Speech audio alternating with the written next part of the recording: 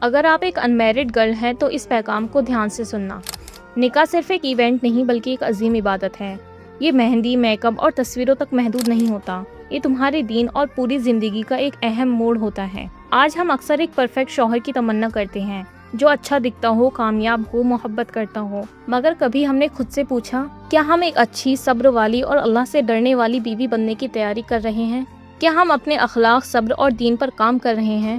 نکاح صرف محبت اور توجہ کا نام نہیں، یہ ایک امتحان ہے جہاں صبر، شکر اور خاموشی بھی سیکھنی پڑتی ہے۔ نکاح کے بعد زندگی ہمیشہ فلم جیسی نہیں ہوتی، کبھی معاف کرنا پڑتا ہے بنا جواب دیے، کبھی اپنی انا کو پیچھے رکھنا پڑتا ہے، اور کبھی یہ سمجھنا ہوتا ہے کہ خوشی صرف تحفوں اور گھومنوں میں نہیں بلکہ ایک مسکراہٹ اور ایک دعا میں بھی ہوتی ہے۔ کبھی ایسے شخص سے نکاح نہ کرنا جو تمہیں صرف دنیا کے لیے چاہے، اس انسان کو چنو جو تمہیں آخرت کے سفر میں ساتھ لے جانا چاہے، جو تمہارے حجاب کا مذاق نہ بنائے بلکہ تمہارے دین پر فخر کرے، جو تمہاری ناراضگی پر بھی دعا کرے اور تمہارے سکون پر اللہ کا شکر ادا کرے۔ نکاح صرف ایک رشتہ نہیں بلکہ عبادت کا سفر ہے، اور اس سفر کی بنیاد ہوتی ہے صبر اور اخلاص۔ جس دل میں اللہ اور رسول صلی اللہ علیہ وسلم کی سچی محبت ہوتی ہے، وہ دل کبھی جان بوجھ کر تکلیف نہیں دیتا۔ آج کی دنیا میں لوگ نکاح کو صرف ایک فنکشن، ایک پارٹی یا ایک دن کی سیلیبریشن سمجھتے ہیں، لیکن اسلام میں نکاح اس سے کہیں زیادہ ہے۔ نکاح دو دلوں کا صرف ملان نہیں، دو روحوں کا اللہ کے نام پر کیا گیا ایک مقدس عہد ہے۔ اللہ تعالیٰ قرآن میں فرماتا ہے، اور اس کی نشانیوں میں سے ہے کہ اسے تمہارے لیے تم ہی میں سے جوڑے بنائے تاکہ تم ان کے پاس سکون پاؤ، اور تمہارے درمیان محبت اور رحمت پیدا کر دی۔ سوچیے، اللہ نے نکاح کا مقصد صرف محبت نہیں بتایا بلکہ سکون اور رحمت بتایا۔ رسول اللہ صلی اللہ علیہ وسلم نے فرمایا، نکاح میری سنت ہے، جو میری سنت سے منہ موڑے وہ مجھ سے نہیں۔ اس لیے نکاح صرف ایک رشتہ نہیں، ایک عبادت ہے جہاں محبت ہو، احترام ہو، وفاداری ہو اور اللہ کی رضا کو سب سے اوپر رکھا جائے۔ اب بات کرتے ہیں کہ نکاح سے پہلے ہر لڑکی کو اپنے اندر کیا کوالٹیز لانی چاہیے۔ ہر لڑکی ایک اچھا شوہر چاہتی ہے، لیکن ایک سوال خود سے بھی پوچھنا چاہیے، کیا میں ایک اچھی بیوی بننے کی تیاری کر رہی ہوں؟ اسلام ہمیں سکھاتا ہے کہ اصلی خوبصورتی چہرے کی نہیں، اخلاق کی ہوتی ہے۔